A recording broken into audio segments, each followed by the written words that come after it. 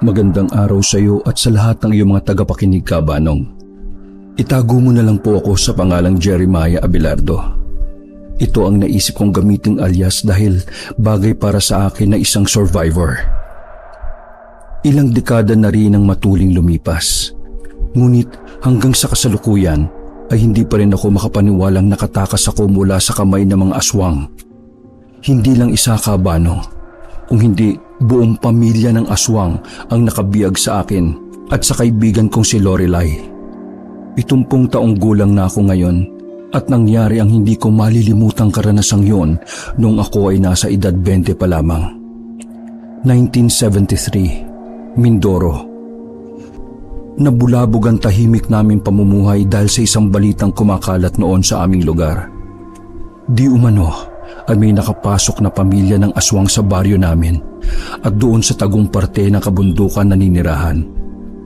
Habang ang lahat ay binabalot ng pangamba, taliwas naman ang nararamdaman ng aking kababatang si Lorelai.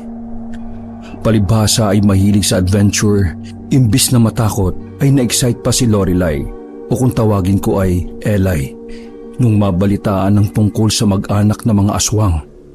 Bata pa lamang kami ay madalas nang magkwento ang mga magulang namin tungkol sa mga nilalang na kinatatakutan ng mga tao, kahit noong bago pa man masakop ang bansa natin ng mga dayuhan.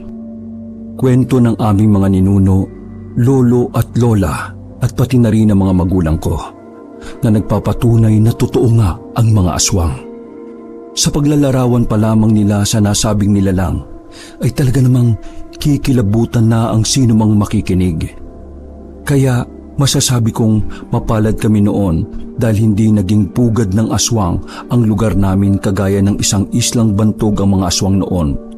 Capiz, Iloilo, Antique, Romblon at iba pa. Naalala ko pa, Kabanong, na tuwing magkukwentuhan noon tungkol sa mga nilalang na yon ay palagi akong binabangungot at nilalagnat pagkatapos. Samahan mo akong umakyat ng bundok, Jer. Hahantingin natin yung sinasabi nilang pamilya raw ng mga aswang na nagtatago roon. Puno ng pagkasabik na wika sa akin ni Lorelai. Isang hapon habang nakaupo kami sa dalampasigan. Paborito kasi naming tumambay doon upang abangan ang paglubog ni Haring Araw. Kapag nga naalala ko ang mga sandaling gaya noon ngayon, ay hindi ko maiwasang makadama ng panghihinayang. Hindi pa kasi uso noon sa lugar namin ang kamera. Napakaganda sanang kunan ng larawan ang tinatawag nila ngayong golden hour. Ganun pa man, wala man kaming litrato ng mahalagang pangyayari at lugar ng aming kabataan, mananatili namang buhay ang mga magagandang alaalang yon sa aming isipan habang kami ay nabubuhay. Ano ka ba, Eli? Delikado mga naiisip mo. Isa pa, tsak na hindi naman tayo papayagan magtungo ron, no? Lalong-lalo ka na. Ikaw talaga, oh. Kababae mong tao, eh. Kung ano-ano mga kalokohan niyang tumatakbo dyan sa isip mo. Sa halip na mainis, tinuwanan lang ako ni Lorelai. Palibhasa ay sanay siya sa akin kaya baliwala na sa kanya ang mga paninermong ko. Hindi tayo papayagan kung magpapaalam tayo, Jer. Dating gawin siyempre, tatakas tayo. Ako naman ang natawa sa sinabi niya. Yun kasi ang madalas naming gawin, lalo na't kapag walang pasok sa eskwela. Habi na ng mga nanay namin na kutuhan kami tuwing tanghali pagkatapos kumain ng tanghalian. Sa sandaling marinig namin ang mga boses ng aming mga kalaro na dumaraan sa likod bahay, papunta sa dagat, ay kanya-kanya kaming puslit ni Lorelai. Usapan na naming magkaibigan yon. At dahil halos magkatabi lamang ang mga bahay namin ni Lorelai, pinipilit naming huwag makatulog tuwing kinukutuhan kami ng aming mga nanay para marinig namin kaagad ang pagdaan ng aming mga kasamahan. Pagdating sa dagat ay hindi matatawaran ang aming kasiyahan kahit minsan ay mangga lamang ang baon ng iba upang pagsaluhan naming lahat. Tigilan mo na nga yung ambisyon mo na makaharap sa personal yung mga ganong uri ng nilalang, Eli. Mapanganib sila. At kung totoo nga, hayaan na lang natin sila at huwag gambalain. Lalo na't hindi naman nila tayo ginagalaw dito sa ating baryo, no? Kahit ano pang sabihin mo riyan, alam kong hindi mo rin ako matitiis, Jer. Ako pa ba? Alam ko namang mahal na mahal mo ako eh. Malapad ang ngiting wika ni Lorelai at pagkatapos ay niyakap niya ako, tanda ng paglalambing. Nakasanayan na namin ng ganoong closeness dahil nasa tiyan pa lamang daw kami parehas ng aming mga ina ay pinagdidikit na kaming dalawa ni Eli. Pero ng mga sandaling yon ay hindi ako nakagalaw sa aking kinatatayuan.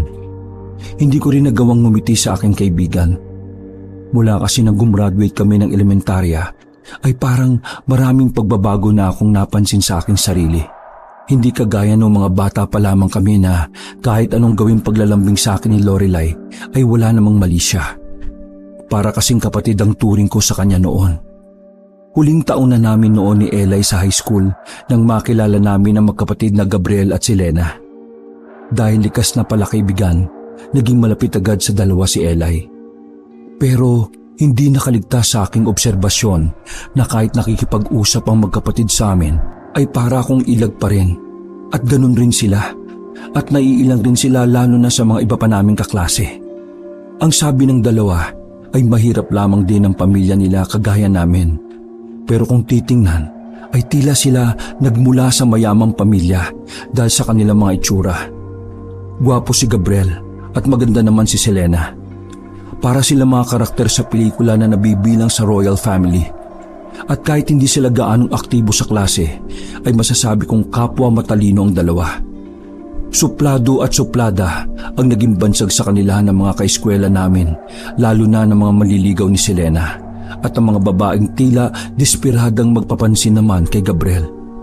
Kaya naisip ko noon na maswerte kami dahil sa amin lamang sila nakikipagkaibigan. Ang ganda talaga ni Selena, Jer, no? Kaya hindi talaga ako nagtataka kung bakit halos lahat ng lalaki sa paralan ay may gusto sa kanya. Pati ikaw, Jeremiah. Napakunot noo ako sa sinabi ni Eli. Isang hapon habang naroon kami sa paborito naming tambayan, ang Dalampasigan. Parehas naman sila magkapatid eh. Gwapo rin si Gabriel. Suplado nga lang. Sa'yo lang siya mabait eh. Nako, Eli, hindi kaya may gusto siya sa'yo? Napalabi si Eli sa naging tugon ko at mabilis akong inirapan. Kahit nakatagilid siya sa akin, ay kitang-kita ko na nakataas pa rin ang kilay niya dahil sa inis. Ikaw dyan ay may gusto kay Selena eh. Aminin mo na. Siya na ang paborito mo, hindi na ako. Sa bagay, kahit naman siguro ako nasa sitwasyon mo, Jer, mahuhulog din ako sa karisma ni Selena. Napakaganda niya kasi talaga eh. Mukha siyang diyosa at prinsesa, lalo na kung mabibisa na maayos. Teka nga, nagsiselos ka ba sa kanya? Ikaw, Eli, ah? Hindi ko mapigilang mapangiti sa naiisip. Pero agad ding napawi ang mga ngiting yon nang maalala ko kung gaano sila kalapit ni Gabriel sa isa't isa. Oh, bakit bigla ka napasimangot dyan? Kanina lang, ang ganda ng ngiti mo. Tungkol sa tanong mo kung nagsiselos ako kay Selena.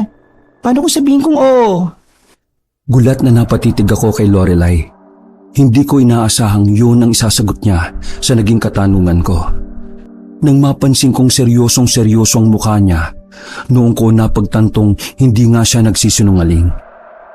May kakaibang saya kong naramdaman nang malamang pinagseselosan pala niya si Selena. Katulad ng nararamdaman ko sa tuwing makikita ko silang masayang magkausap ni Gabriel. Pero hindi ako kasing tapang ni Lorelai. Hindi ko nagawang aminin sa kanya ang tunay kong nadarama. Kaya iniba ko na lang ang usapan. May iba nga pala ako, Eli. Nabanggit sa akin ni Lena na iniimbitahan mo raw silang magkapatid sa kaarawan mo. Sa susunod na linggo na yon, no? Di ba? Nagliwanag bigla ang mukha niya pagkarinig sa aking sinabi. Kasunod noon ay ang pagguhit naman ng matamis na ngiti sa kanyang labi. Mabuti pinaalala mo sa akin yan, Jer. Sa susunod na linggo na nga pala ang birthday ko. Wala pa akong isusuot eh. Gusto kong maging magandang-maganda sa araw na yon. Lalo at espesyal na bisita ko sina Gabriel at Lena. Base sa kakaibang kislap sa mga mata ni Eli, nakumpirma kong may espesyal na pagtingin nga siya para sa kapatid ng kaibigan namin si Selena. At mula rin ang araw na pinakahihintay ni Lorelai, ay masayang-masaya siya at sabik na sabik habang hinihintay ang mga bisita. Kaunti lamang ang imbitado sa kaarawan ng aking kababata. Ilang guro, kaklase at malalapit na mga kamag-anak. Nagkatay ng baboy, kambing at manok ang tatay niyang si Mang Leroy. Pinagandaan talaga ng mga magulang ni Eli ang espesyal na araw na yon. Palibhasa ay unika iya nila si Eli. Sa mga probinsya naman, hindi kailangan mayaman ka o may kaya sa buhay para makapaganda tuwing may okasyon. Basta may mga alagang hayop at masipag ay kayang-kayang mangumbida kapag may mahalagang araw sa buhay, gaya ng birthday, graduation, kasalan at iba pa. Mahusay din ang kinuwang tagaluto ni Mang Leroy, kaya naman puring-puri ng mga bisita, lalo na ng mga guro namin ni Eli, ang halos lahat ng lutong putahing nakahain sa mesa. Lutang na lutang naman ang kagandahan ng may kaarawan sa suot nitong bestidang pahiram daw ng kanyang ninang. Yun din daw ang isinuot ng kinakapatid niya nang magdiwang ito ng 18 kaarawan. Palibhasa isang beses lamang daw nagamit, kaya mukha pang bago ang bestida. Mula nang magsidatingan ng mga bisita ay hindi na nawala ang ngiti sa mga labi ni Lorelai. Sa totoo lang ay muntik ko nang siyang hindi makilala dahil sa kakaibang ayos ng buhok niya at sa inilagay ng nanay niyang si Aling Lorna na kulerete sa kanyang mukha. Napangiti ako nang maalala ang mga sinabi niya noong nakaraan. Natupad na ang pangarap mong maging pinakamaganda sa araw na ito, Eli. Muntik na kitang hindi makilala kanina. Siya nga pala, maligayang kaarawan sa paborito kong kalaro, kababata, kaklase at kaibigan. Malapad ang ngiting inabot niya ang regalo ko para sa kanya. Hindi ko na sinabi kay Eli na pinagandaan ko rin ang kaarawan niya para naman masurpresa siya. Pasensya ka na kung yan lang ang nakayanan kong ibigay sa iyo, Eli. Hayaan mo, kapag nakapagtapos tayo ng kolehiyo, mabibilan na rin kita ng mamahalin at mas magandang regalo. Pero matagal pa nga lang yun bago matupad. Kailangan muna natin magtrabaho pagka-graduate ng high school at makapag-ipon para makapag-enroll tayo sa kolehiyo. Ang dami mo naman kagad sinabi, Jer. Ano ka ba? Kahit ano pa ito, basta galing sa'yo, siguradong magugustuhan at iingatan ko. Sapat na ang mga katagang yon na galing kay Eli upang maglaho ang mga agam-agam sa puso ko. Pero hindi naging lubos ang kaligayahan ni Lorelai ng araw na yon dahil hindi sumipot ang magkapatid na sina Gabriel at si Lena, ang mga espesyal na bisitang inaasahan niya. Pinilit ko na lamang na aliwin siya sa pamamagitan ng pagkanta habang nakaupo kami sa damuhan sa kanilang bakuran. Nagpaalam ako sa mga magulang ni Eli na doon ako matutulog at agad naman silang pumayag. Matapos iligpit ang mga kalat sa kusina at sa salas, ay nagpaalam na sa amin sina Mang Leroy at Aling Lorna na mauuna ng matulog. Sige po, ako na pong bahala dito sa anak ninyo. Magpahinga na po kayo. At alam kong pagod na pagod kayo at puyat dahil sa pag-aasikaso sa birthday ni Eli. Maya-maya po papasok na rin kami. Pagbaling kong muli kay Lorelai, ay seryoso siyang nakatingala sa kalawakan habang titig na titig sa pulang buwan. Nilapitan ko siya at tinabihan sa damuhan. Jer, hindi ba sabi nila, lumalabas daw ang mga aswang tuwing kabilugan ng buwan? Ibig sabihin, pababa ngayon dito sa baryo yung mag-anak na aswang na nakatira sa bundok. Ayan ka na naman Yan sa mga aswang-aswang mong nalalaman. Kung sakali mang totoo yung balita, hindi naman siguro sila mamimerwisyo ng mga taga dito. Dahil sa oras na gumawa sila ng hindi maganda, tsak na kukuyugin sila ng mga tao dito sa ating baryo. Tara na nga sa loob at na makapagpahinga ka na rin. Sa tingin mo, bakit kaya hindi nakapunta sina Gabriel at si Lena?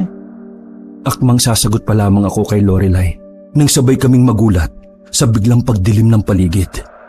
Tila ba may kung anong bagay na tumakip sa buwan. Nang tumingala ako ay labis akong nanggilalas. Pagkakita sa isang malaki at itim na bagay na tila may mga pakpak. Parang lumilipad yun patungo sa aming direksyon. Pero bago pa man kami tuluyang naabot ng nilalang na yon, ay mabilis ko ring nahatak papasok ng bahay ang nahintatakotang si Lorelai. Pagkatapos ay dali-dali kong ikinandado ang kanilang tarangkahan. Naalimpungatan ng mag-asawang Mang Leroy at Aling Lorna dahil sa nalika naming ingay ni Lorelai. Nang makita nila ang namumutlang anak, ay nagmamadaling nilapitan ni Mang Leroy ang botelya ng langis sa ibabaw ng altar.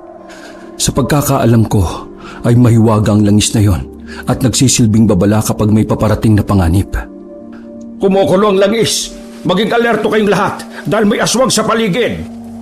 Halos makandara pa kami ni Aling Lorna sa pagtakbo sa mga bintana at pinto sa kusina upang matiyak kung maayos ba ang pagkakakandado ng mga yon. Hindi tumigil sa pagtahol ng malakas sa mga aso sa labas na lalong dumagdag sa tensyon. Sa buong buhay ko, Kabanong, ay unang beses pa lamang akong nalagay sa ganoong sitwasyon. Mukhang totoo nga yata talaga ang mga aswang at makakakita na kami ng ganoong klase ng nilalang ni Eli sa unang pagkakataon. Mabutit nakapasok kayo kaagad dito sa loob ng bahay.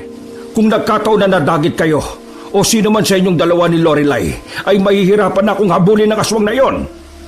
Pasalamat nga po ako talaga dahil napansin ko kaagad na parang natakpan ng buwan. Pagtingala ko po nakita ko kaagad yung parang malaking ibon. Kaya dali-dali ko nang hinila papasok si Eli bago pa kami tuluyang maabutan sa damuhan. Habang kausap ko si Mang Leroy, ay nanatiling nakatuon ang kanyang paningin sa botelya ng langis. Dala ng kuryosidad ay lumapit na rin ako sa altar para makita yon sa malapitan. At totoo nga na kumukulo yun.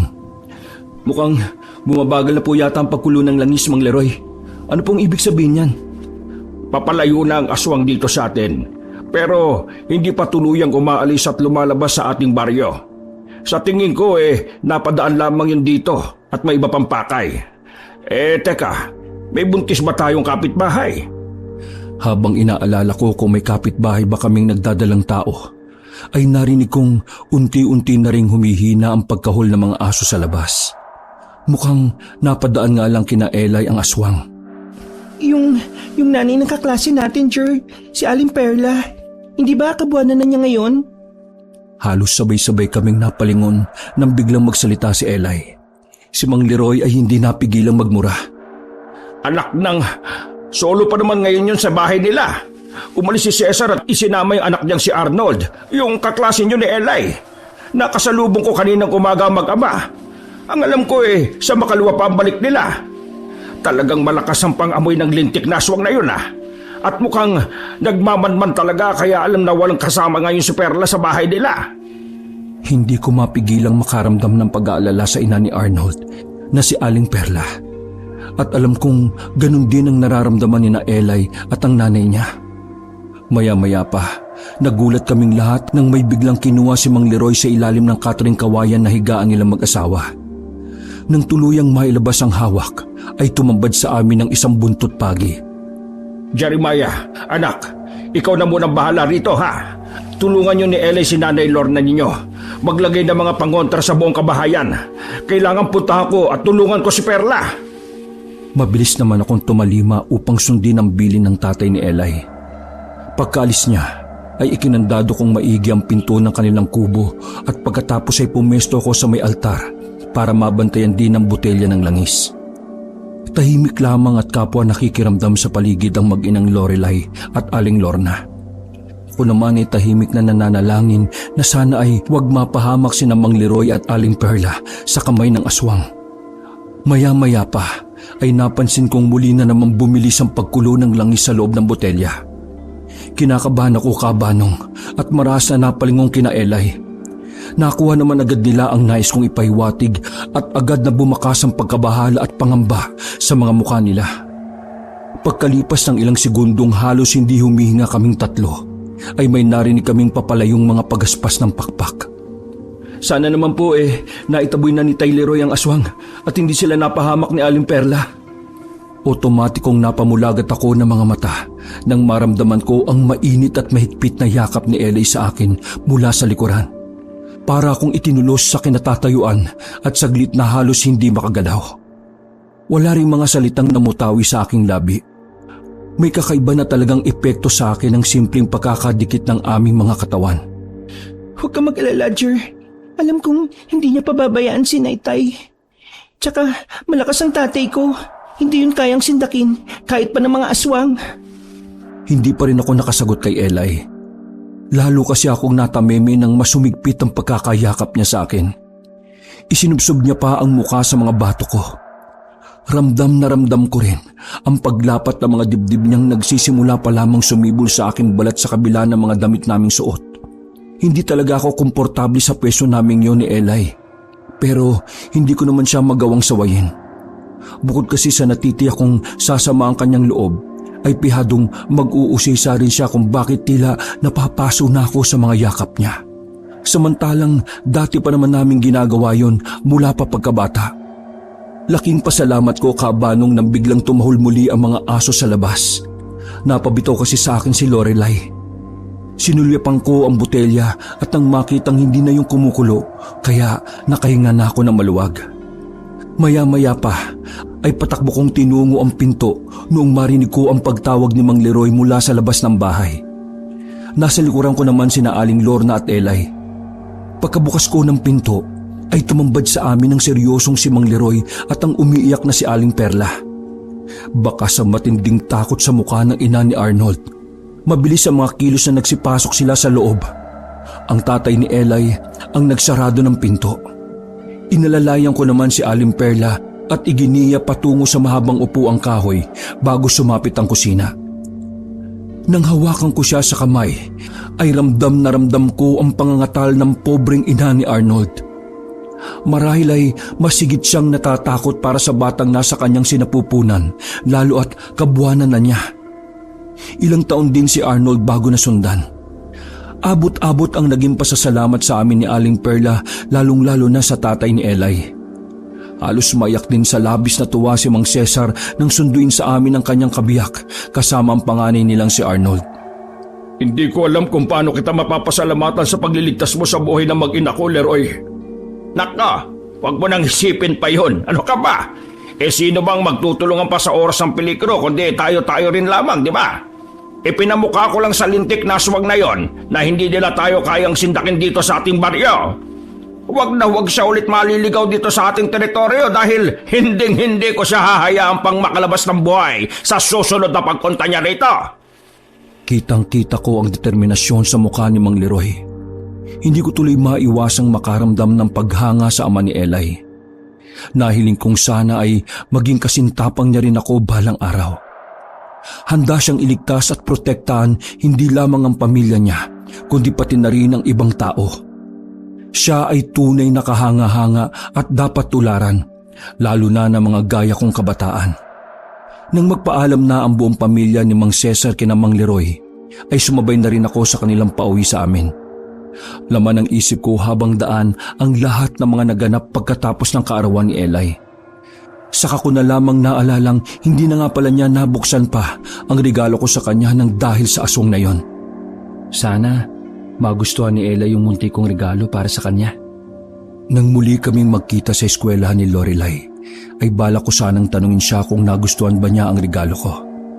Kaya lamang ay hindi na yun natuloy dahil sumama ang pakiramdam ko nang mabungaran ko sila ni Gabriel na nag-uusap sa isang sulok. Mukhang seryoso ang pinag-uusapan nila dahil halos hindi na malayan ni Eli ang paglapit ko sa kanila. Doon ay malinaw kong narinig ang pinag-uusapan nila. May sakit si Lena? Kaya wala siya ngayon dito? Bakit, Gabriel? Anong nangyari sa kanya? Pagkarinig ng boses ko ay saka pa lamang lumingon si Eli sa kinaroroonan ko. Halos sabay kaming nagkasakit ng kapatid ko. Mas nauna lamang kong gumaling. Sa tansya ko mga 1 o 2 linggo siyang hindi makakapasok sa eskwela. Napakunot ang aking noo sa narinig mula kay Gabriel. Bakit ang tagal naman yata? Ano bang sakit ni Selena? Kanina ko pa nga sa inuusisa itong si Gabriel Pero sabi niya, mahirap daw ipaliwanag at yun pala ang dahilan kung bakit hindi sila nakadalo sa kaarawan ko. Napaismid ako nang imbis na si Gabriel ay si Eli ang sumasagot sa tanong ko. Hindi ko alam pero may pakiramdam akong may hindi sinasabi sa amin si Gabriel. Naging mailap kasi bigla ang mga mata niya at hindi makatingin ng diretso sa amin. Dalawin natin bukas si Selena, Jer. Pagdala tayo ng mga prutas at gulay para mabilis siyang gumaling. Ay, kung hindi pa pala makakasakit si Lena hindi tayo makakarating sa bahay nila. Masyado naman kasing misteryoso at misteryosa ang magkapatid na ito Kung may pangil lang sila at hindi nakakalabas ng bahay kapag araw, iisipin kong may lahi silang vampira. Pabirong tugon ni Eli sa akin, pero kay Gabriel nakatingin. Hindi ko tuloy ulit maiwasang makaramdam ng panibugo sa kapatid ni Selena. At para mapawi ang nadaramang inis, ay iniwan ko na lamang silang dalawa sa sulok at naghanap ng maaring gawin sa loob ng silid-aralan namin habang hindi pa nagsisimula ang klase. Sabado, kinabukasan, pero imbis na tanghali na, ay maagang bumangon si Eli at alas 7 pa lamang ay nasa bakuran na namin. Ayoko pa sanang bumangon dahil napuyat ako nung nagdaang gabi sa kakaisip kay Eli at sa aswang. Pero wala na akong nagawa pa kabanong nang hilahin ako patayo ni Lorelai. Malaya siyang nakakapasok sa silid ko kahit hindi na nagpapaalam sa aking mga magulang. Bilisan mo na dyan, Jer. Alas 9 raw tayo susundiin ni Gabriel sa tabing ilog mamaya. Sasamahan mo pa ako manguha ng mga gulay at prutas na dadali natin kay Lena pagkatapos ng almusal. Eksaktong pabukid ng inay at titay mo nang dumating ako. May kaning baho pa naman daw sa kaldero. Isangag na lang natin tapos magprito tayo ng itlog. May baon din akong sinaing na tulingan na luto ni nanay kagabi. Pagkarinig sa masasarap na pagkain ay dali-dali akong bumangon at napatingin na sa kusina. Hinayaan ko na munang matulog ang mga kapatid ko dahil wala namang pasok sa eskwela. Habang nagluluto ako ay nagboluntaryo naman si Eli na magwalis sa bakuran pati na rin sa loob ng aming bahay. Nang matapos ako sa paghahain ay ipinagising ko na rin sa kanya ang mga kapatid ko at sabay-sabay naming pinagsaluhan ang masarap na almusal. Siyempre, hindi pwedeng mawala ang kape na mas lalong nagpapasarap sa pagkain namin ng sabay-sabay. Napuno ng tawanan ang munti naming kusina dahil sa mga bagong kwentong ibinida ni Eli sa aking mga kapatid. Hindi ko na lamang sinabi sa kanya ang naiisip ko ng mga sandaling yon na isa kaming masayang pamilya. Ako ang ama at siya naman ang ina. Nang handa na ang lahat ng dadali namin ay nagpaalam na kami sa mga kapatid kong sina Javier, Maria Ana at Lorena. Ikaw na munang bahala sa mga kapatid natin Abing. Nagpaalam na ako kahapon kina inay at titay. Ayoko nga sanang umalis lalo at Sabado ngayon. Napakaraming gagawin na naghihintay sa akin. Kaso magtatampo naman itong ate Eli ninyo.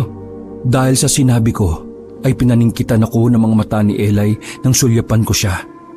Ikinumpas niya rin sa hangin ang nakakuyom na kamao na animoy sinusuntok ako ng malakas sanhi upang matawa kaming magkakapatid. Sige na kuya, magkutay na kayo ni Ate Eli at mukhang malayo pa ang bahay ng kaklase ninyo. Nang maalalang baka naghihintay na sa amin si Gabriel sa tabing ilog, ay magkaakbay na kaming umalis ni Eli.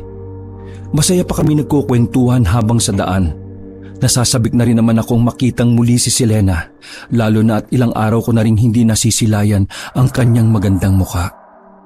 Wala kaming kamalay-malay ni Eli na malabangungot na mga karanasan pala ang sa amin ang naghihintay.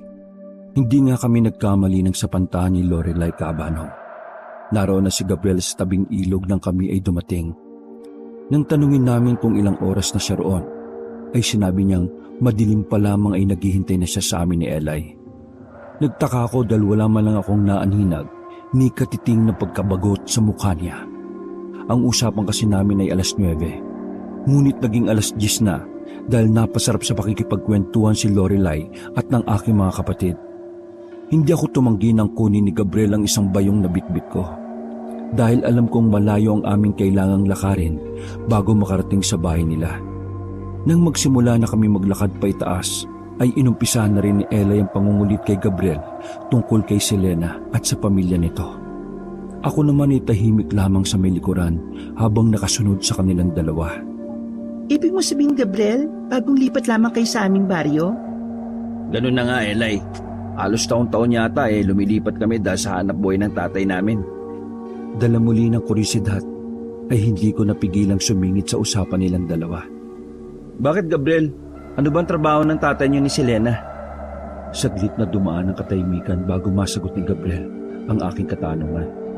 Si Tay ay isang mangangaso. Minsan naman ay mangingisda at magbubukid. Kung ano ang hanap buhay sa lugar na nilipatan namin, ayun ang hanap buhay ng aming ama. Mga ngaso?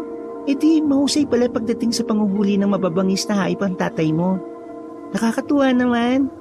Tsak na magkakasundo sila ng itay ko dahil pareho silang matapang at mahusay gumamit ng matatalim na bagay gaya ng itak at iba pa. Hindi ba, Jer? Hindi ko na sana sasagutin si Eli Kaya lamang ay bigla niya akong nilingon, sanhi upang mapilitan na rin akong tumango bilang pagsang-ayon. Pero habang lumalayo kami ni Eli sa aming baryo, ay may mga hinalang unti-unting nabubuo sa isipan ko. Ngunit pilit kong iwinawak siya mga yon sa utak ko at hiniling na sana'y mali ang aking mga naiisip.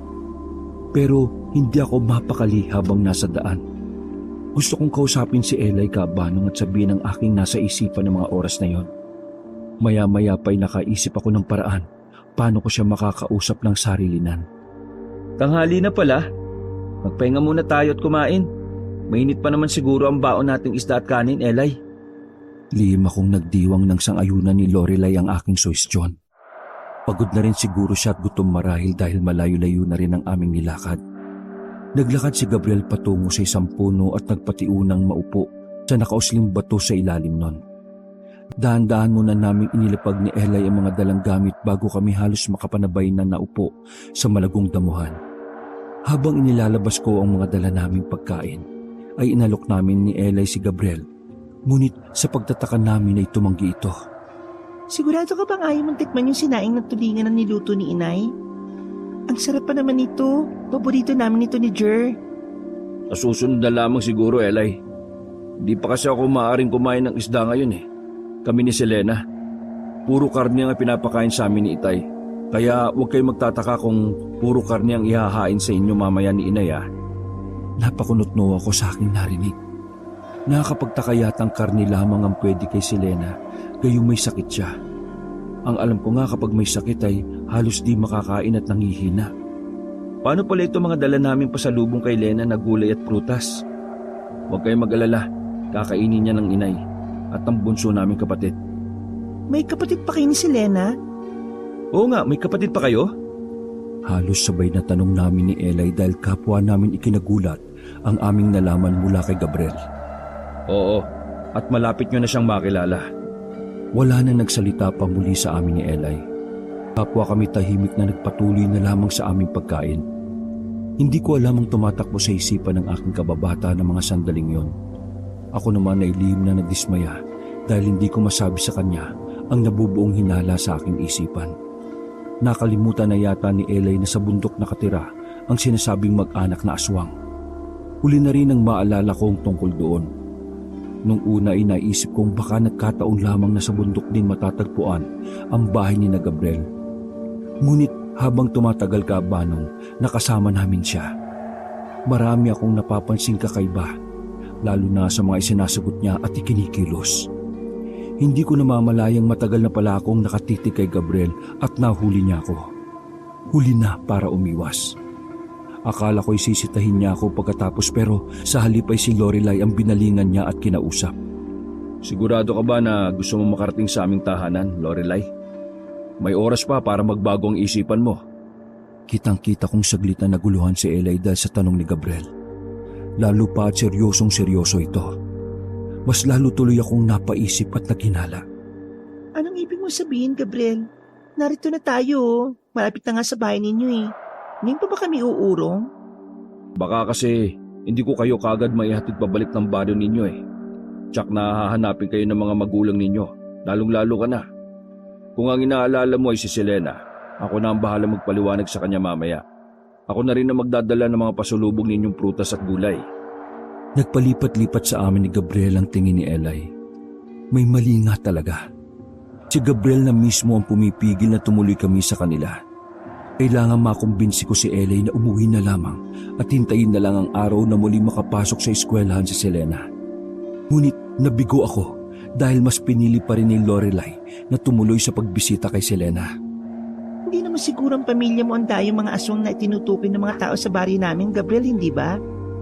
Maya-maya ay binasag ni Lorelai ang katahimikan habang binabaybay namin ang daang masukal at makipot. Naging madilim ang paligid kahit halos alauna pa lamang ng hapon dahil natatabunan ng mga dahon ng malalaking puno na aming nadaraanan ang sikat ng araw na hindi na tuloy namin makita ang naging reaksyon ni Gabriel sa pagbibiro ni Eli. Nanatili itong tahimik lang. Marahil ay nakaramdam na rin ang pagkailang kay Gabriel si Eli kaya hindi na rin ito muling nangulit pa. Halos 1 oras din kaming naglakad sa masukal at makipot na bahagi na iyon ng bundok. Hindi ko namalayang nakalabas na pala kami roon dahil nanatiling madilim ang kapaligiran. Kaya nagulat ako kabanong na magsalita si Gabriel. Akala ko hindi tayo abutin ng takip silim sa daan. Mag-ingat kayo at maging alerto dahil sa ganitong oras maraming mababangis na hayop ang gumagala rito sa kabundukan. Magsasalita pa sana ako nang biglang may marinig kaming pagaspas ng mga pakpak na tila papalapit sa aming kinaroroonan. Pamilyar ang tunog na yon. Parang kagaya nung naengkwentro ni Mang Leroy noong kaarawan ni Eli. Nasugatan niya raw yun gamit ang dala niyang buntot paki. Naabutan niya ang aswang na sinisira ang dingding ng bandang likuran ng kubo ni na Aling Perla at dahil abala roon ng aswang, hindi nito namalayan ang paglapit niya. Maswerte pa rin nga raw ang aswang ayon kay Mang Leroy dahil di niya ito napuruhan at nagawa pang makalipad palayo. Napaigpit ang kapit ko sa dalakong bayong at inihanda naman ni Gabriel ang sarili. Nakatitiyak akong alam din niya na may papalapit na aswang sa amin, kaya napatigil siya sa pagakbang. Maging si Eli ay naramdaman na rin ang namumuong tensyon sa paligid. Nagulat si Gabriel nang agawin ko ang dala niyang bayong na naglalaman ng mga pasalubong naming gulay kay Selena. Alam kong ako ang dapat na magprotekta kay Eli. Pero mas kabisado mong pasikot-sikot sa lugar na ito, Gabriel. Kaya ipinagkakatiwala ko na sa iyong kaibigan ko. Hindi ko na narinig pang sumagot si Gabriel dahil biglang may tumama sa akin na matigas na bagay na ikinatumba ko. Narinig ko pang sumigaw ng malakas si Eli habang tinatawag ang pangalan ko bago tuluyang nagdilim ang buong paligid. Nang magising ako, ay agad kong nasa po ang sumasakit na ulo. Pilit kong binalikan sa isip ang mga nangyari hanggang sa wakas ay maalala ko ang huling tagpo sa gubat kasama ni Gabriel at Lorelai. Binalot ng hindi maipaliwanag na kaba ang aking dibdib nang maalalang yung aswang. Sana naman ay naprotektahan ni Gabriel si Eli dahil kung may masamang nangyari sa kababata ko ay hindi ko mapapatawad ang aking sarili. Madilim sa lugar na kinaroroonan ko, Kabanong, at wala akong kaide-ideya kung nasaan ako. Pero pilit ko pa rin tumayo at humakbang habang nangangapa sa dilim. Pero laking gulat ko at muntik na namang akong matumba nang may marinig akong mga yabag na papalapit sa akin. Mabuti na lamang at maaga pa akong nasalo ng kung sino mang nilalang nakasama ko sa lugar na yon. Kung ako sa'yo, huwag ka na muna magpumilit na tumayo at kumilos, Jeremiah. Lalo ko nagulat nang mapagtantong alam ng kasama ko ang aking pangalan. Ha? Paano mo nalaman ang pangalan ko? Hindi pa man kayo nakakarating dito sa lugar namin, ay kilala ko na kayo ng kaibigan mong si Lorelai. Alam kong nag-aalala ka ng labis sa kanya. Nasa mabuti siyang kalagayan at nagkita na silang nakaklase niyong si Selena. Nang muling magsalita ang kasama ko na isa palang babae, ay napansin kong parang kaboses niya si Selena. Mas patinis nga lang ang boses niya at higit na mahiwaga. Nasan nga pala tayo at sino ka? Imbis sagutin ako, ay magikik muna ang babae na tila ba tuwang-tuwa sa aking kalagayan. Nararamdaman ko matinding takot na bumabalot sa buong mong pagkatao. Pero umpisa pa lamang ito ng totoong bangungot na mararanasan ninyo ng kaibigan mo. Hindi ko alam kung bakit biglang binundol ng kakaibang kaba ang dibdib ko pagkarinig ng sinabi ng babae. Pakiramdam ko, Kabanong, ay isa yung babala. Binibigyan kayo ni Gabriel ng pagkakataong bumalik na lamang doon sa baryo ninyo. Pero matigas ang ulo ng kaibigan mo. Bagay nga sa kanya ang pangalan niya, Lorelai. Gaano man kaganda at kahali-halina, siya ang magdadala sa iyo o sa sino mang lalaki na mauugnay sa kanya sa tiyak na kapahamakan. Ano bang ibig mo sabihin? Sino ka ba talaga? Makikilala mo rin ako sa oras na dalhin na kita sa tahanan ni na Selena. At oo nga pala, utang mo sa akin ang buhay mo dahil iniligtas kita mula sa aswang na muntikan na makadagit sa inyo noon ni Lorelai. Dapat kayo magpasalamat sa akin dahil wala nang salot na mamimirwisyo sa inyong baryo. Tinapos ko na kagabi ang buhay ng aswang na yon na nagmula pa sa malayong isla at dito dumayo para maghasik ng lagim. Halos hindi maproseso ng utak ko ang sunod-sunod na revelasyon ng babaeng kasama ko. Nalaman ko rin mula sa kanya na habang wala akong malay ay nakikipaglaban siya roon sa aswang na umatake sa amin sa gubat. Nang mapatay raw niya yon, ay dinala niya muna ako sa kuweba malapit sa gubat kung saan ko huling nakasama sina Eli. Naitanong ko tuloy sa aking sarili kung nag-aalala rin ba sa akin ang kababata ko. O baka tuluyan niya na akong nakalimutan lalo na't kasama naman niya si Gabriel. Naputol ang aking pagmumuni-muni nang muling magsalita ang kasama kong babae. Naisalba ko na nga rin pala ang daladala niyong mga prutas at gulay. Yan ang muna kainin mo ngayong gabi. Bukas ay maaga tayong aalis. Ihahatid na kita kina Gabriel dahil alam kong hindi ka na makapaghintay na masilayang muli ang pinakamamahal mong kababatang si Lorelai. Sino ka ba talaga? At bakit parang napakarami mong nalalaman tungkol sa akin? Tungkol sa amin? Matapos kumain ng 3 prutas, ay nabusog na kagad ako. Marahil ay dahil wala talaga sa pagkain ng isipan ko kundi kay Eli. Sana nga ay totoo ang sinasabi ng kasama kong babae na tila nagtatago sa dilim na nasa maayos na kalagayan ng kababata ko kasama ang pamilya ni Gabriel at Selena. Marahil dahil din sa tinamo kong sugat sa ulo noong natumba ako sa gubat at sa labis na pag-iisip, kaya hindi ko na napigilan ng sariling makatulog nang muli ako makaramdam ng antok. Nagising ako kinabukasan dahil sa mahihinang pagtapik sa aking pisngi at braso. Nang magmulat ako ng mga mata, ay karimlan pa rin ang sumalubong sa akin. Pero nararamdaman ko ang presensya ng aking kasama at alam kong nasa tabi ko lamang siya. Huwag kang mahihiyang magsabi sa akin kung kailangan mo ng aalalay sa iyo, Jeremiah. Binuntutan niya yon ng hagik-hik. Kahit pa iba-iba ang ekspresyon niya at medyo mahirap basahin ang ugali, hindi ko may tatangging nakaramdam ako ng kaligtasan at kapayapaan habang kasama ko siya. Alam kong mahina pa ang katawan ko, Kaabanong, pero dahil yata sa pagkasabi kong makitang muli at makasama si Lorelai, kaya ako tila biglang lumakas. Maging ang aking kasama ay nagtaka dahil sa mabilis kong paglalakad. Habang daan ay pasimple ko siyang pinagmasdan at pinag-aralan ng kanyang itsura. Kaya lamang ay nakasuot siya ng pulos itim na bestida at mayroon pang balabal na itim din ang kulay. Hindi ko tuloy masilip ang kanyang mukha. Pero kung ang figura niya ang pagbabasihan, ay halos kasing katawan lamang niya sina Eli at Selena. Kung boses naman ang pagbabasihan ay mukhang mas bata siya ng ilang taon sa dalawa. Dahil abala ang isip ko habang naglalakad kami, ay hindi ko na halos namalayan ng oras. Maging ang mga lugar na dinadaanan namin ay hindi ko na rin napapansin. Halos mapatalon ako sa tuwa nang may matanaw akong kubo sa di kalayuan. Malakas ang aking pakiramdam na yun na ang bahay ni na Selena, Kaabanong. Kulang na lamang ay hilahin ko ang aking mga paa upang makarating kami agad doon. Hindi na kasi ako makapaghintay na makita si Eli at matiyak kong totoo nga na nasa maayos siyang kalagayan. Nang sa wakas ay nasa tapat na kami ng kubo ni na Selena, ay nagtaka ako dahil tuloy-tuloy na pumasok doon ang kasama kong babae. Marahil ay kakilala siya o di kaya ay kamag-anak ng pamilyang nakatira doon. Nang maramdaman niyang tila ako itinulo sa aking kinatatayuan, ay dahan-dahan siyang lumingon sa akin. At kahit mga ilang hakbang din ang pagitan naming dalawa, napansin ko kagad na nagtataglay siya ng napakagandang mga mata. Hindi ko lang mawari kung kulay itim ba, kayumanggi o abo ang mga yon. Lalo at tumalikod din siya kaagad at nagpatuloy na sa paglalakad patungo sa pinto ng kubo. Ilang saglit pa akong nanatiling tila tuod sa labas ng bakod na yari sa kawayan.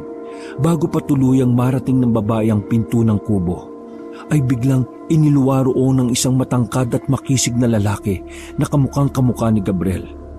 Oh, saan ka na naman ba nagliwaliw, Neresa? Nakailang balik na ang kuya Gabriel mo sa gubat pero hindi ka raw mahanap. Nariyan lamang ako sa tabi-tabi, Itay. Siya nga pala, meron akong kasamang bisita. Pero bago matapos ang babaeng tinawag ng Neresa ng lalaki sa may pinto, nasigurado kong tatayo ni na Gabriel at Selena, ay biglang nagsalita ang huli na noon ay nasa may pinto na rin pala. Jeremiah!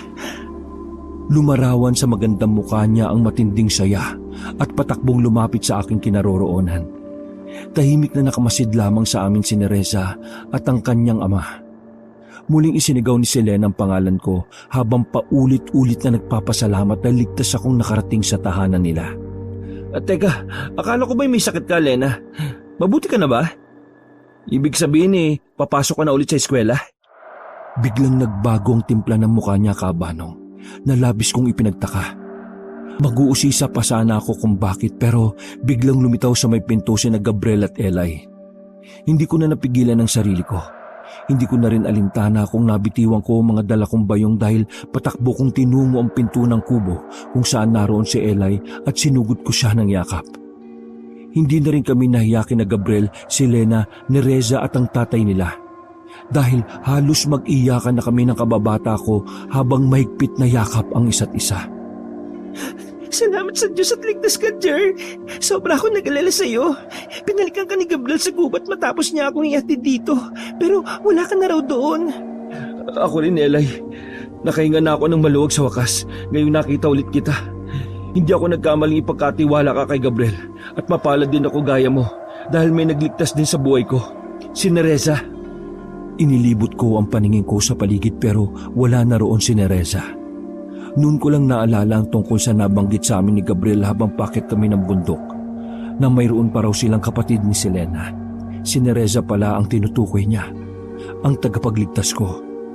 Noon ko lamang napagtantong hindi ko pa pala siya napapasalamatan. Naalimpungatan ako kabanong dahil sa mga sitsit na aking nauulinigan. Kabisado ko na halos ang bahay na yon, pati na rin ang halos lahat ng nakatira roon. Alam kong pinaglalaruan pa naman ako ni Nereza. Nagtagi sa mga bagang ko pagkaalala sa bunsong kapatid ni na Selena. Pero nang mapatingin ako sa katabi kong si Eli, ay biglang lumambot ang aking ekspresyon. Bigla ring nagsalimbayan sa aking isipan ang mga alaala ng nakaraan. Nagkamali kami ng akalang nailtas kami ni na Gabriel at ni Reza mula sa aswang na palaging umaatake noon sa aming baryo. Wala kaming kaalam-alam na nahulog na pala kami sa kanilang bitag.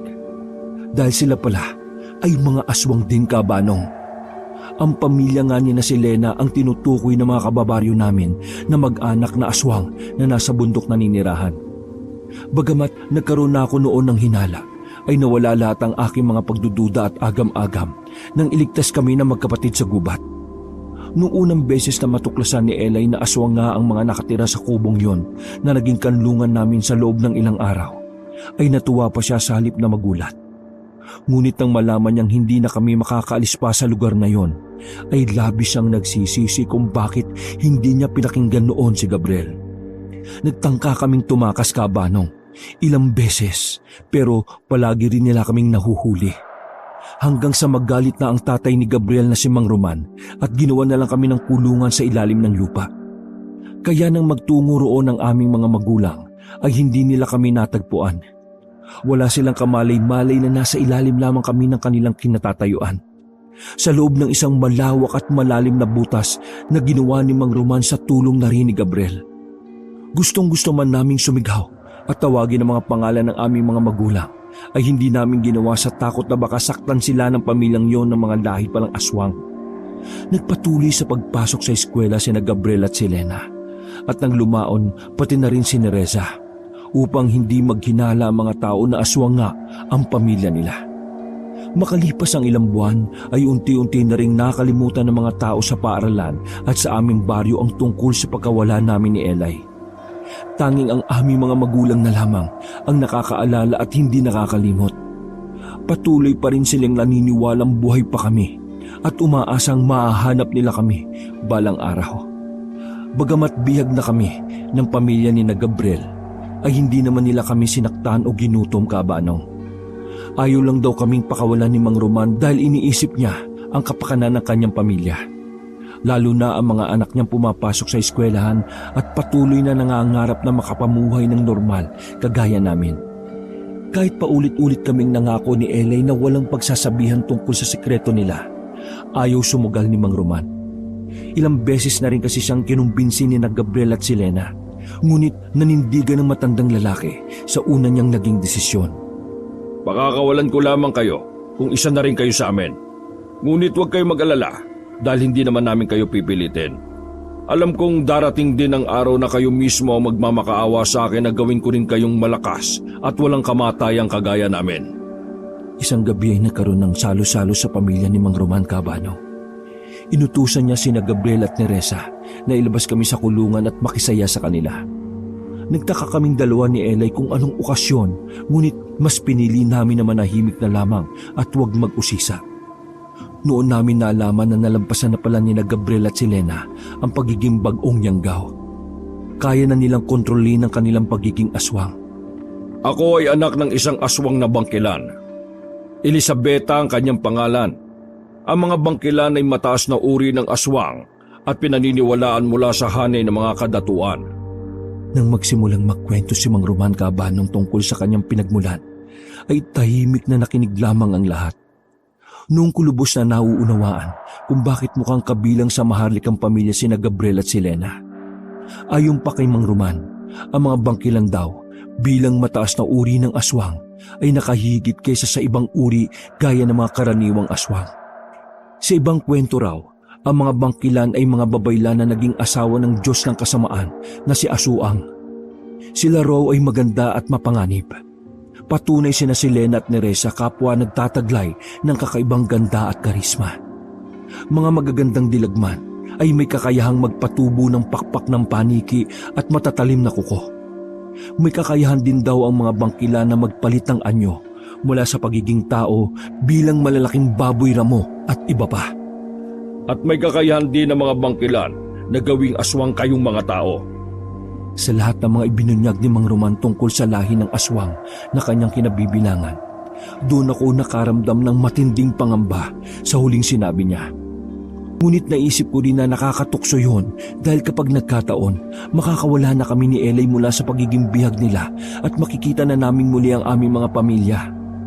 Ngunit naitanong ko rin noon sa aking sarili kung handa nga ba akong maging halimaw, maging isa sa kanila habang ako'y nabubuhay.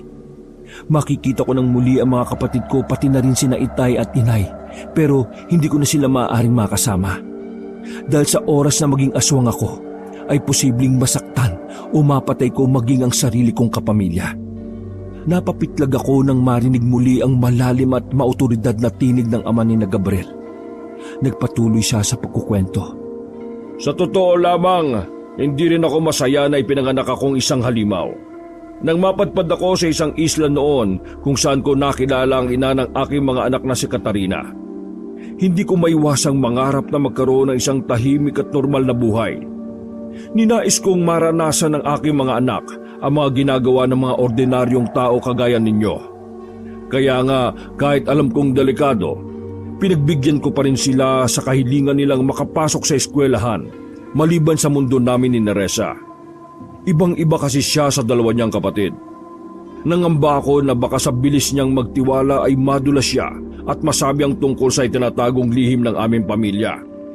Sa loob daw ng halos 2 dekada, Cabanong, ay walang nakaalam sa lihim ni Mang Romano sa isla kung saan sila nagkakilala, nagkaibigan at bumuo ng pamilya.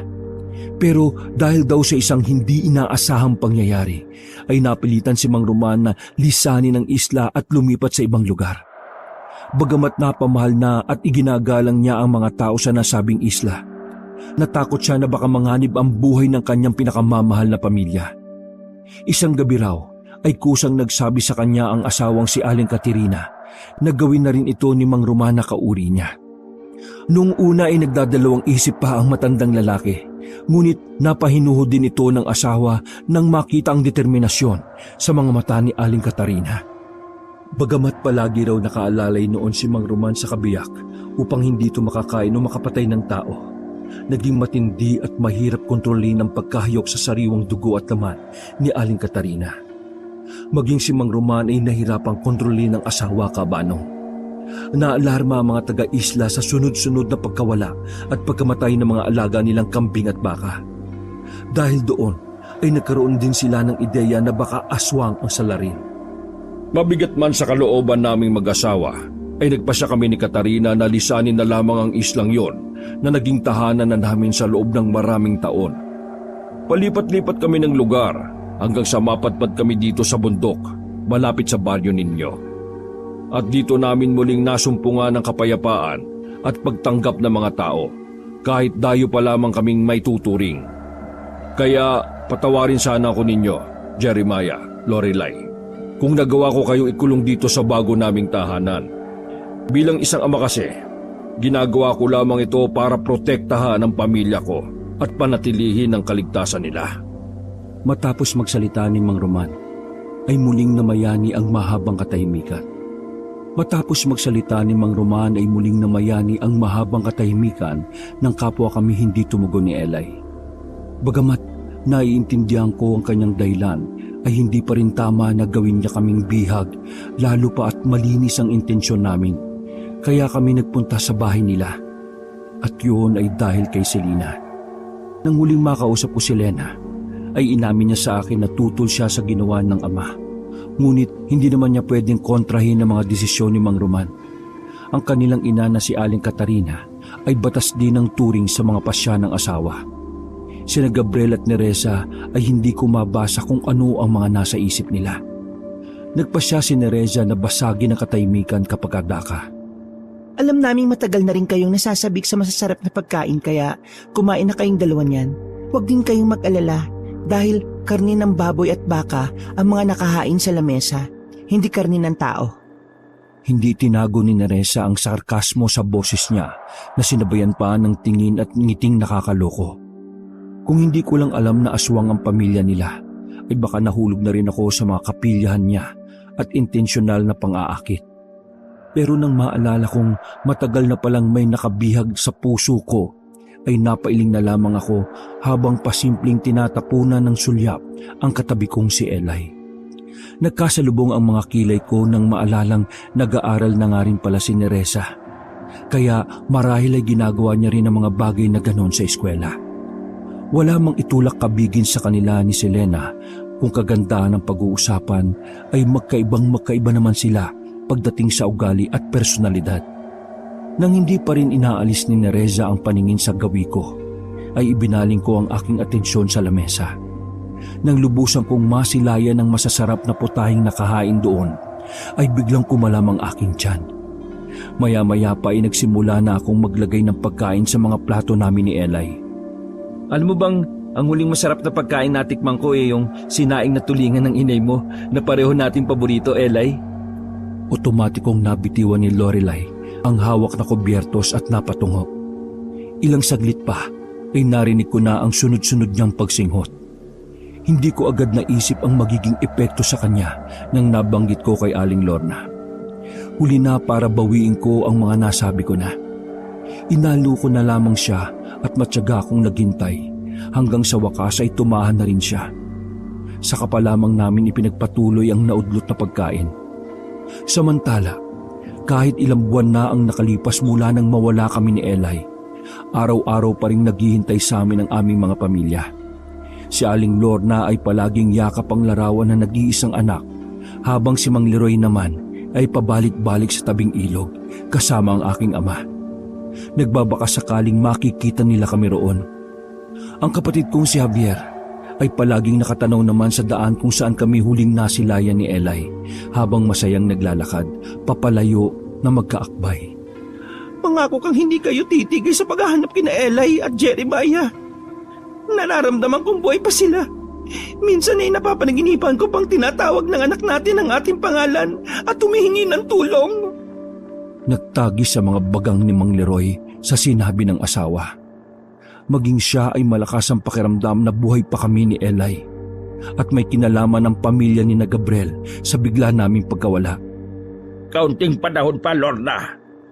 Naghihintay lamang kami ni Paring Julio ng pagkakataon para galugarin ang bahay kubo sa bundok. At sa oras na mapatunayan kong tama ang aking hinala, magbabayad sila sa ginawa nila sa ating mga anak. Palihim akong kinausap ni Selena isang gabi matapos ang munting salo-salo na inihanda ni Mang Roman. Kapag nakahanap daw siya ng tiyempo, ay tutulungan niya kami ni Eli na makatakas.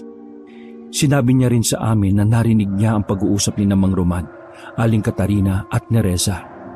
Balak daw ng mga yon na gawin kaming kauri nila sa susunod na kabilugan ng buwan. Nagbago na si Naitay. Hindi siya kagaya ng dati. Unti-unti na siyang nagiging masama. Balak niya mag-ipon ng mga gagawing bihag sa pamamagitan ninyo ni Eli upang lumakas ang kampo namin at hindi basta malilipol sakaling malaman ng mga tao ang aming sikreto. Baka sa magandang mukha ni Selena ang labis na kalungkutan. Bagay nga sa kanya ang pangalang Selena dahil ang karikitan niya ay maihahalin tulad sa buwan. Ang mga mata niya ay may kakaibang ningning ngunit maraming itinatagong hiwaga. Siya ang nagsilbing liwanag namin ni Eli. Aliwas man kay Selena ang kahulugan ng pangalan ng bunso nilang si Nereza, na sumisimbolo naman sa kadiliman, ay kakaiba rin naman ang dating ng taglay nitong ganda. Nang sumapit na ang araw ng pagtatapos sina Gabriel at Selena sa high school, ay walang pagsidla ng nadaramang tuwa ng buong pamilya, lalong-lalo na sina Mang Roman at Aling Katarina. Naging abala ang mag-asawa sa paghahanda ng mga pagkain at kung ano-ano pa. Sinamantala naman ni Selena ang mga sandaling yon upang patakasin kami ni Eli. Nakiramdam lamang muna kami sa paligid at naghintay ng halos 1 oras makalipas umalis ng buong mag-anak upang bumaba sa baryo. Puro may nakuhang karangalan sa eskwela ang 3 magkakapatid at ayaw palampasin ng magkabiyak na Aling Katarina at Mang Roman ang pambihirang pagkakataon gaya nun. Nalaman pa namin mula kay Selena na umarkila pa ng isusuot para sa espesyal na araw na yon ang mag-asawa. Hindi ko maiwasang makaramdam kabanong ng lungkot dahil dapat ay kasama kami ni Eli sa mga matatapos ng taong yun. Ang nadarama kong kalungkutan ay napalitan ng galit at paghihimagsik para kay Mang Roman. Napakaraming nawala sa amin dahil sa kanyang kagagawan. Kaya tapos na ang maliligayang araw niya sa oras na matakasan namin ang pagiging bihag. Halika na, Eli. Sigurado akong malayo na sila at walang naiwang maaaring balikan dito sa bahay. Isa lamang daw ang pwedeng daanan pababa ng bundok, pauwi sa baryo natin. Kaya kailangan magmadali tayo. Nangihina man dahil halos nawalan na ng pag-asa, ay pinilit makalakad ni Eli. Matyaga ko naman siyang inalalayan. Madilim pa ang buong paligid kaya halos mga pa kaming dalawa sa dilim. Kinakabahan pa rin ako pero hindi ganun katindi. Panatag kasi ang loob ko na hindi nila kami mahuhuli sa pagkakataong yon. Dahil mabagal nga ang pagkilos ni Eli, halos tanghali na nang marating namin ang kagubatan kung saan kami nagkahiwalay noon ng landas. Naghalo na rin ang mga luha namin, pawis na sanhi ng nadaramang pagod at kasiyahan. Sa wakas ay makikita at makakapiling na namin muli ang aming mga pamilya. Dahil nakatuon doon ang atensyon ko at sa pag-aalalay kay Eli, hindi ko na namalayang may nilalang pala na nakasunod sa amin.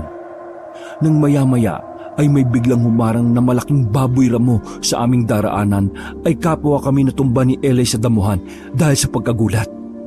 Pagkagulat na napalitan ng matinding pangamba nang mapansin kong kumikilos ang hayop pasugod sa aming dalawa. Nang mga sandaling yung kabanong ay nahiga pa rin kami ni Eli sa damuhan, kaya wala na kaming ibang pagpipilian pa kundi hintayin na lamang na daluhungin kami ng baboy ramo.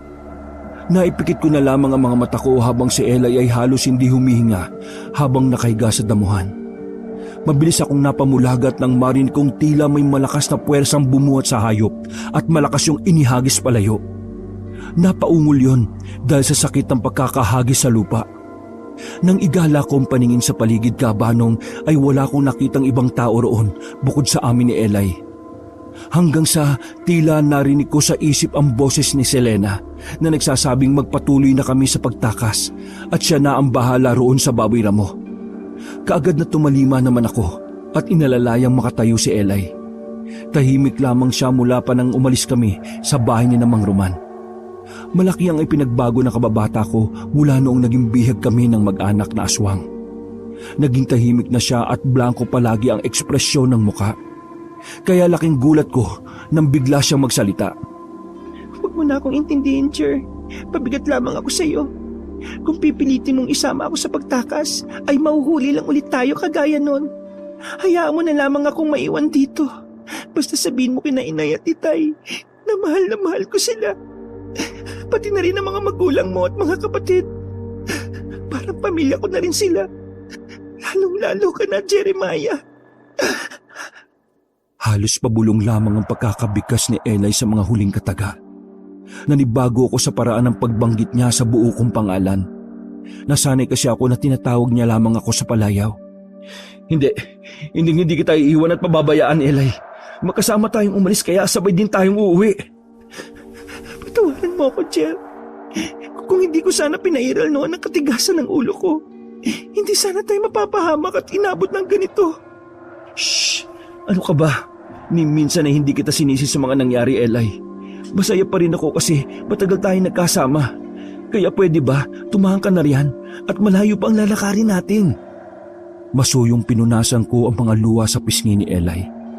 Pagkatapos ay hindi ko na napigilan ng sariling dampian siya ng halik doon, Kabanong. Hindi pa ako nakontento at dinampian ko na rin siya ng masuyong halik sa labi. Magaan lamang sa una, pero nang wala akong madamang pagtutol mula sa kanya, ay tuluyan na akong nagpadala sa bulong ng damdamin hanggang sa lumalim na ang pinagsasaluhan naming halik. Naputol ang tila mahiwagang sandali sa pagitan namin ni Eli nang marinig kong muling malakas na pag-ungol ng baboy ramo. Hindi pa man ako tuluyang nakakabitaw kay Eli ay napahiyaw na ako sa sakit nang may maramdamang matulis na bagay na tumama sa aking likuran. Huli na nang mapagtanto ko, Kabanong, na matatalas pala na ngipin niyo ng malaking baboy ramo. Tila naglaho ang nadarama kong sakit at tapdi nang maalala ko si Eli. Akmang babangon ako para protektahan ang aking kababata pero hindi ko na nagawa dahil muli na naman akong dinaluhong ng malaking hayop na natitiyak kong isa sa mga miyembro ng pamilya ni Selena. Paulit-ulit kong binabasa ang sulat ni Eli na iniabot ni Selena sa akin bago kami tuluyang magiwalay ng landas noong araw na tinulungan niya kaming makatakas. Ngunit sa kasamaang palad ay ako lamang ang nakauwi sa baryo namin dahil nabihag muli ni na Gabriel ang pinakamamahal kong kababata. Tama ang hinala kong isa sa pamilya ni Selena ang baboy ramo na umatake sa akin. Si Gabriel. Napag-alaman ko rin mula kay Selena na matindi ang pagkakagusto ng kapatid niya kay Eli. Kaya hindi nito hinayaang makatakas si Eli kasama ko. Isasagawa na raw ni na Gabriel at Mang Roman sa lalong madaling panahon ang pagsasagawa ng salab kay Eli para maging isa na rin siya sa kanila. Labis na nandibog ko ang kapatid ko nang halikan mo si Eli. Kung hindi kita nailayo roon, ay baka napatay ka na niya, Jeremiah. Hindi makontrol ni Gabriel ang kanyang sarili kapag matindi ang nadarama niyang galit, lalo na kapag wala siya sa anyong tao. Marami rin ang natamo kong sugat dahil sa pagkagat ni Gabriel, Kabanong. Mabuti na lamang at nagtulungan ng mga magulang namin ni Eli para magamot ako. Naghahanda na rin silang makasama ang iba pang mga taga-baryo na sumugod sa tahanan ng mag-anak na aswang. Nakaramdam ako bigla ng pag-aalala dahil hindi ko alam kung paano bibigyan ng babala si Selena. Kahit naman binihag kami ng ama nila, ayoko pa rin may mapahamak sa pamilya ni Selena. Ang tanging nais ko lang naman ay mailigtas namin at maiuwi si Lorelai. Muli kong pinasadahan ng tingin ang sulat ni Eli. Oo nga pala, Jer. Hindi ko na nabanggit sa iyo na matagal ko nang suot ang regalo mo sa akin. Hindi ko na nasabi dahil sa mga nangyaring hindi inaasahan. Salamat, Jer. Napakaganda ng kwintas na ito, ha? Kung ito yung sinasabi mong kwintas sa pamana pa ng lola mo sa iyong ina, ay napaka-espesyal ko pala. Asahan mong iingatan ko ito, kagaya kung paano kitang iningatan dito sa puso ko. At palagi ko rin isusuot para makasama kita palagi saan man ako magpunta. Umiiyak ako, Kabanong, habang nakangiti sa mga nabasa kong mensahe ni Eli sa akin. Kailangan makausap ko siya ng masinsinan upang magkaroon ng linaw ang mga bagay na gumugulo sa aking isipan. Halos magliwanag ang buong kagubatan dahil sa mga dalang sulo ng mga kababaryo ko. Dumating na ang oras ng pagsugod namin sa bundok para bawiin si Eli at puksain ng tuluyan ng mag-anak na aswang na nakatira sa kubo. Iniwasan namin makalika ng ingay dahil baka magising ang mga aswang. Dahil matagal nila akong naging bihag ay halos kabisado ko na ang lahat ng mga kilos ng pamilyang yon. Lalo na ang oras ng kanilang pagkising at pagtulog. Nagulat kami ni Mang Leroy nang may malakas at mabilis na puwersang humatak sa aming patungo sa likod ng isang malaking puno. Pero mas lalo kong nagulat nang malaman ko kung sino ang pangas na yon. Ha? Eli? Paano? Isa ka rin sa kanila? Lumuluhang tumango lamang si Eli na naging sanhi para manlumo ako. Ang ama niyang si Mang Leroy wala pang nauunawaan sa mga nangyayari. Nanatili lamang siyang nakatitig kay Eli na tila ba hindi makapaniwalang nasa harapan na niyang muli ang kanyang unika iha. Eli, anak ko! Ngunit nang tangkang yayakapin ni Mang Leroy si Eli, ay mabilis na umiwas siya at lumuluhang kinausap ang ama pagkatapos. Hindi na akong anak niyo. Dahil isa na akong halimaw ngayon. Ginawa ko ni Gabriel na kauri nila gamit ang kapangyarihan niya bilang bangkilan. ang gawing aswang ang isang tao sa pamamagitan lamang ng paghalik dito. Natigalgal si Mang Leroy sa isiniwalat ni Lorelai. Ako ay nakaramdam ng unti-unting pagbangon ng puot sa dibdib para kay Gabriel. Humanda siya dahil sa oras na magkaharap kami ay papatayin ko na siya. Nakikiusap ako sa iyo, Jer. Huwag niyo nang ituloy ang binabalak niyong pagsugod kina Gabriel dahil mapapahamak lamang kayong lahat. Hindi niyo pa alam kung gaano kalakas ang mga aswang na bangkilan. Nagulat ako nang biglang sunggaban ni Mang Leroy si Eli. Kung ganon, ikaw ang aming gagamiting pain para mapalabas namin ang pamilyang yon ng mga aswang. Patawarin mo ko, anak, pero alam mo palagi kong inuuna ang kaligtasan ng ating kapwa. At kahit pa ikaw si Lorelai na nag-iisa naming prinsesa ni Lorna, hindi ako magdadalawang isip na patayin ka, lalo ngayong isa ka na palang ganap na kampon ng kanilipan. Halos hindi ako makapaniwala sa aking mga narinig. Sa halip na matakot ay lumarawan ang paghanga sa magandang mukha ni Eli habang nakatitig kay Mang Leroy.